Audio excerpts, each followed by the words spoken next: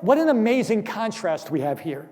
This contrast between the religious leader who wants to set limits upon the obligation that he has to love and fulfill the law. So as long as I'm okay with God and God isn't mad at me, versus someone who is moved with compassion and shows no concern for an obligation to a law, just simply shows concern for a person in need.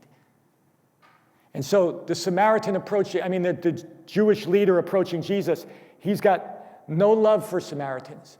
And what Jesus does in telling this story is he turns the tables on him. He basically says, you think of yourself as a keeper of the law. But then Jesus tells a story where the, quote, keepers of the law don't keep the law.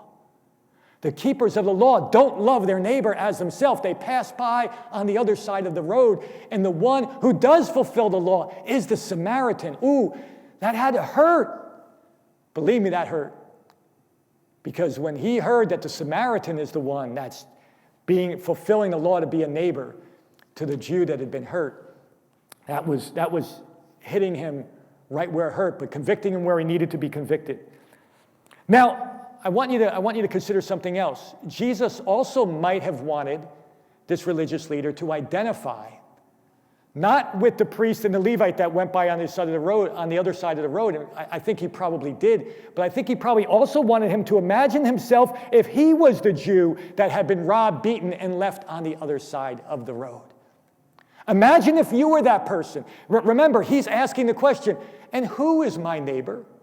Jesus tells this story, where at the end he asks, well, who was the neighbor? And the religious leader says, well, the person who helped him out. Jesus says, go and do the same.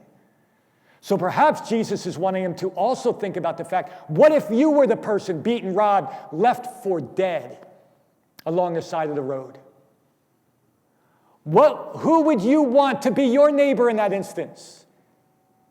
If there was no priest and no Levite, no fellow Jew around, but if there was a Samaritan coming by, would you want to have some dealings with him now? In other words, what Jesus is saying is this, and listen to me very clearly, this applies to all of us.